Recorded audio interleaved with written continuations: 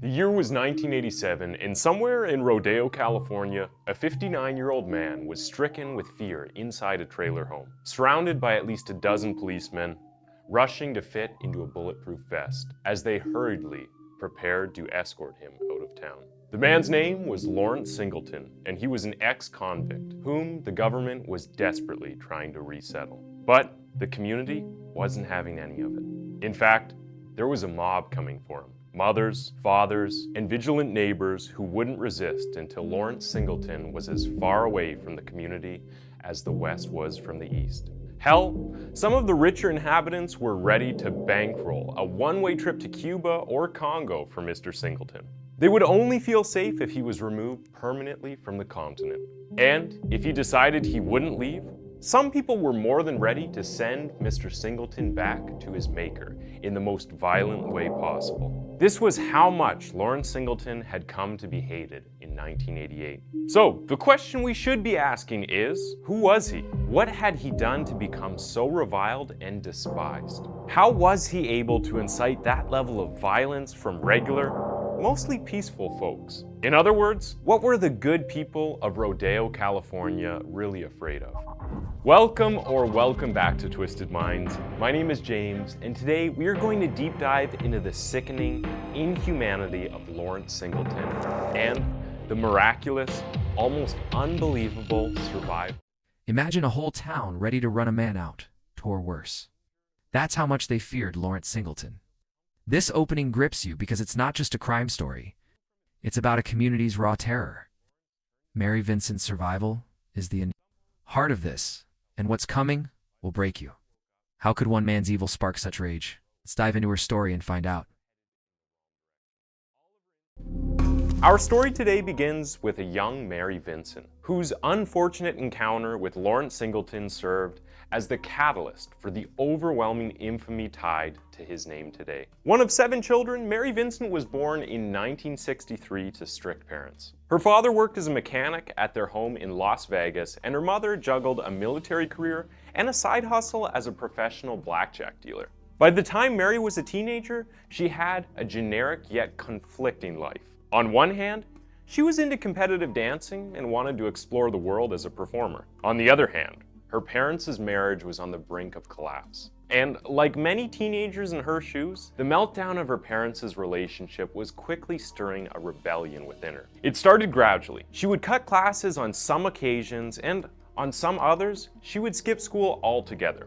Eventually, she was just 15 when she ran away from her parents' home to live with an older boyfriend in Sausalito, California. However, her boyfriend would soon get into some serious trouble. He was accused of assaulting another girl and was promptly arrested, which caused Mary Vincent to return to Vegas. But she didn't go back home to her parents. She wandered a bit, sleeping in unlocked cars at night and hustling free meals during the day. Eventually, she decided to travel to her grandparents' home. They lived in Corona, California.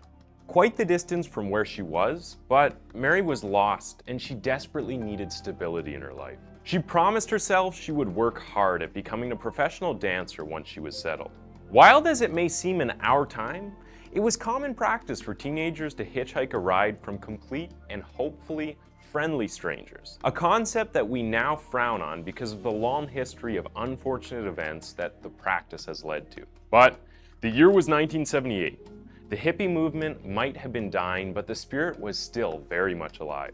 And what was the alternative? To go back home to a broken family? That wasn't an option for Mary Vincent. So, on the 29th of September, 1978, she walked a freeway, holding up a sign that read, "Heading south." But she wasn't alone. There were 2 other hitchhikers behind her, headed in a similar direction. After a couple hours of standing, a blue van pulled over, and sitting behind the wheel was 50-year-old Lawrence Bernard Singleton. This was 10 years before the Rodeo incident. He was 50 at the time, and to Mary Vincent, he looked like someone's harmless grandpa. At this point, I should be telling you some details about Lawrence Singleton's past. A backstory? A brief biography? Turbulent childhood? Something?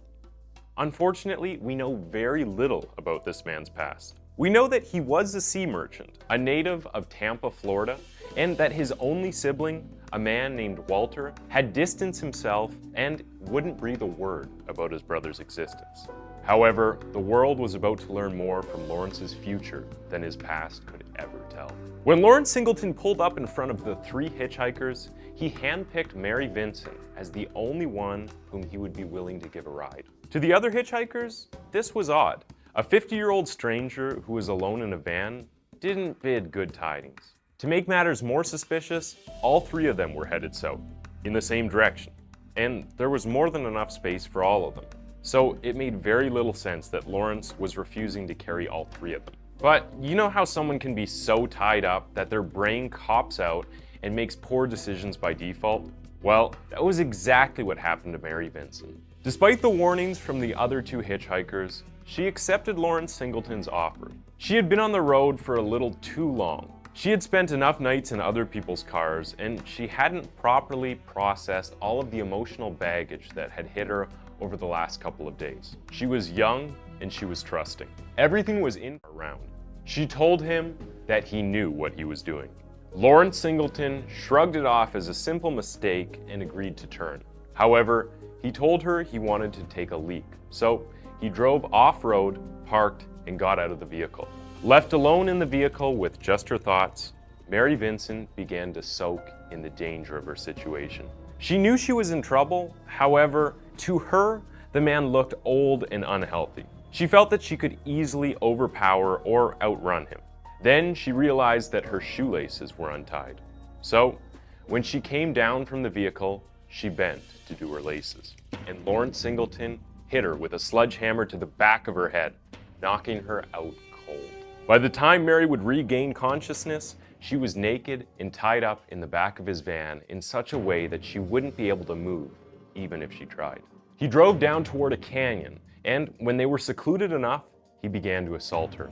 Through a harrowing night, this vile man repeated the assault about 6 times. At some point, Mary Vincent just wanted to die. It was unbearable for her. She kept asking him, why, but got no response. And when he was done and the sun was beginning to rise, she begged him, set me free. So he cut her loose, pulled her out of the van, and then he taunted her with these words, you want to be set free? I'll set you free. He pulled out a hatchet from his toolbox, took her left arm, and swung at it. Immediately, Mary grabbed at his arm. Too much was happening at once. She was in shock. She did not realize what this monster was doing. He took another swing at her left arm, and she began to fall. Her hand came off her body, but it was firmly gripping Lawrence Singleton's arm. It wasn't until she looked at her own hand that she realized what had happened. So she began thrashing, screaming, hoping that someone would hear her. But this diabolical man wasn't done. He reached for her right hand and hacked at it repeatedly until it came off. The horror of what had just happened to her was intense, and her body went into shock. And the last thing she said she could remember as she faded was Lawrence trying to pry off her dismembered left hand that was still gripping tightly to his hand. And somehow, this monster still wasn't done. After this, he dragged what he must have thought was a lifeless body to a cliff and threw her down to her death before stuffing her into a culvert. Anyone would have died. In fact, there are countless who have suffered fewer horrors and not made it. But somehow, within Mary Vincent's core, her will wouldn't let her go. They say when people are at their lowest, most desperate point, that is when you know their true nature. For Mary Vincent, who was in the ditch slowly bleeding to death, her mind raced and pondered over one thought. If you die here, this man will try to do this to another girl.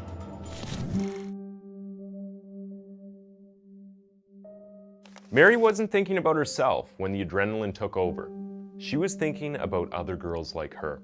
So she mustered strength from every fiber of her being and pulled herself up. Her arms were bleeding buckets, so she resourcefully dug both severed arms into the mud to reduce the bleeding and climbed out. She walked until she could hear the sound of vehicles zooming across the highway. Eventually, she got to the road, and the first vehicle that saw her was a red sports car with 2 guys in it, but they got scared and drove off. She didn't blame them. No one could. She was armless, covered in blood, actively bleeding, and completely naked. It wasn't a sight for the faint-hearted. Eventually, a couple on their way to their vacation saw her, and without asking questions, wrapped her in a towel and took her to the hospital. When they would eventually ask her, all she could say was, "He raped me." She was taken into surgery immediately and given prosthetic arms. When the police arrived, they questioned her about the terrible attack, but the trauma had eaten deep. They had to use forensic hypnosis to get Mary to give them a detailed account of the events surrounding her attack and a detailed description of the mutilator who attacked her. It worked.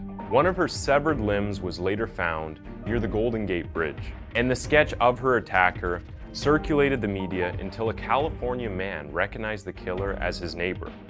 I'm shaking thinking about Mary's pain. Let's endure that nightmare at 15, lose both arms, and still crawl to safety. That's not just survival, it's superhuman.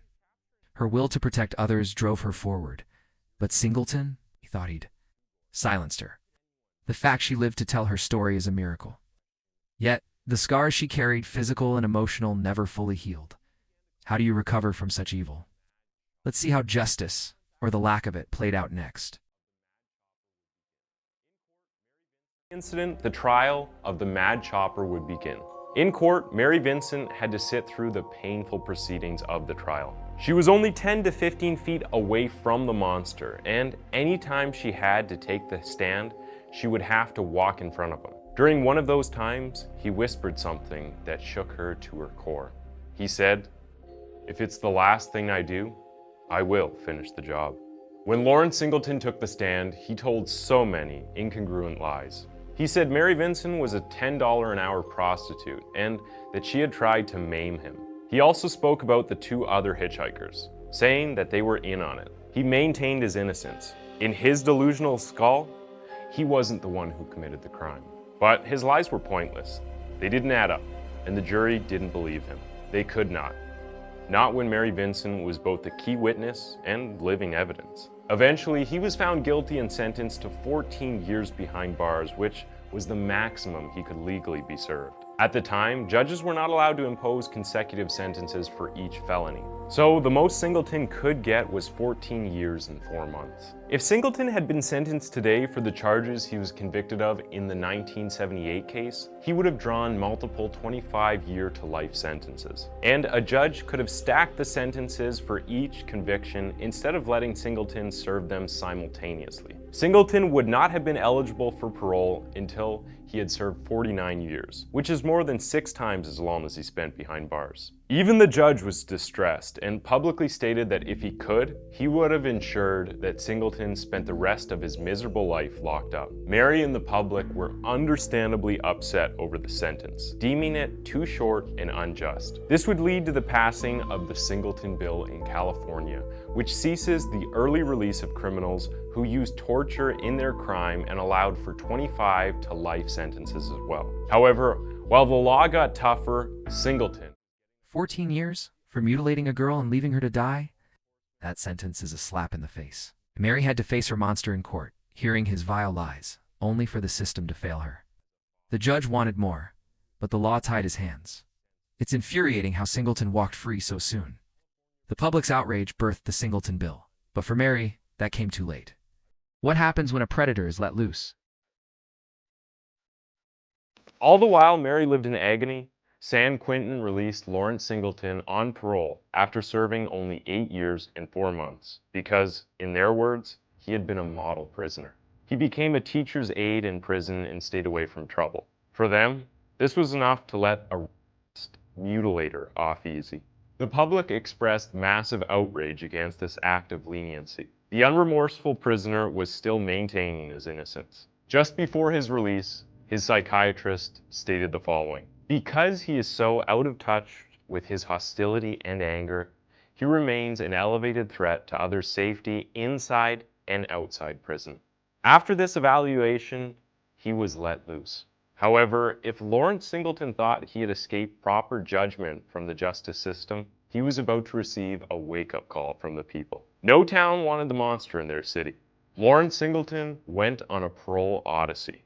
In April 1987, the people of Antioch, Contra Costa County learned that their town had been chosen for Singleton's parole. More than 10,000 people signed a petition that blocked the state's attempt. Meanwhile, Both Nevada and his home state of Florida rejected it. So the state of California chose Martinez as the county where Singleton would serve his parole. On the 24th of that same month, and a day before he was released, Martinez city council officers obtained restraining orders that would block Singleton from settling anywhere in their county. The next day, Singleton, 59, was released from California Men's Colony at San Luis Obispo and had to spend some time heavily guarded in a secret location in San Francisco.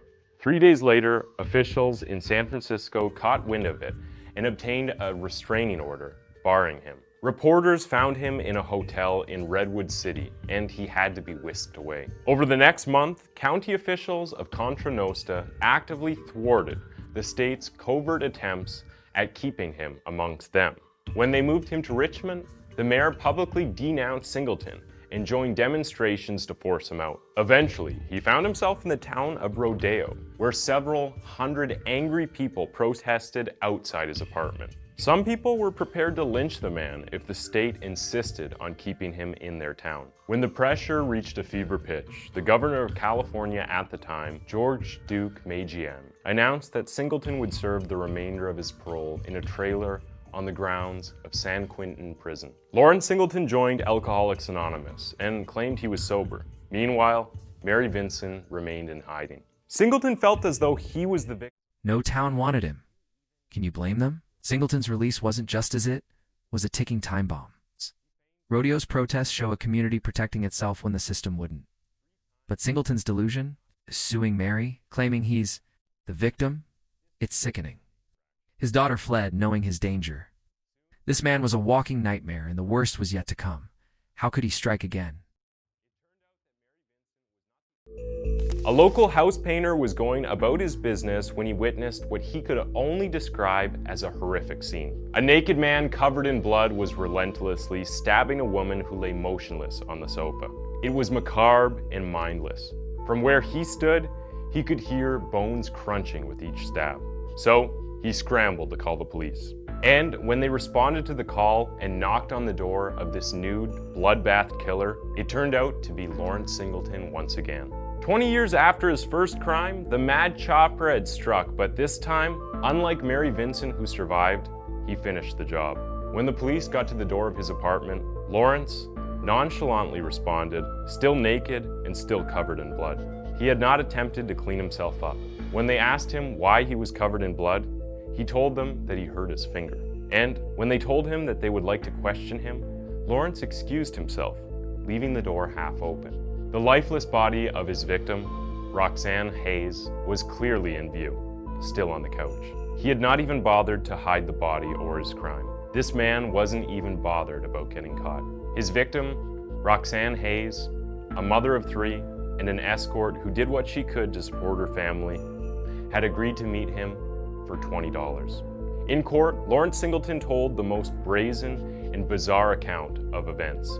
It was as unbelievable as was remarkably dumb. He claimed that she tried to make more money than they agreed upon. They struggled, and she picked up a knife that he had kept on the living room table to chop vegetables while watching TV. The struggle lasted about 30 seconds, and each time he pulled Hayes' arm downward to pry the knife from her hand, according to him, she stabbed herself each time. But this bull story doesn't end there. He continued to say that he didn't realize she was injured until she lay dying on his sofa and asked him to hold her in his arms. Then he said she put both arms around him and they embraced.